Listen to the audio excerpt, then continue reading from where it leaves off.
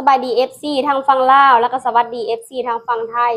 มื้อนี้สำคัญกันสิมาเอาคลิปตอนที่ยายตู้นมอบเงินให้ค่อยตอนนั้นน่ะเนาะตอนนี้ก็เบิ่งไปเบิ่งมาแล้วก็ขึ้นฮอดเนาะเพราะว่าสมัยนั้นน่ะพวกเราสิบืนไปหาค่อยอยู่บ้านนั่นน่ะแม่นของง่ายตอนนั้นทางที่ตมเด้รถกะค่าเพื่อสิฮอดตอนนี้เซบันเวนี่ก็ยังมันมีโคอยู่เนาะ ยังพาเดี๋ยวลุยน้ำนี่ไปอยู่ตอนนี้ก็น้ำกับเพียงหัวเข้าตอนนี้พาเดี๋ยวย่างน้ำย่างในมาหาค่อยเพราะว่าตอนนั้นเราตั้งใจมากที่ได้ลดค่า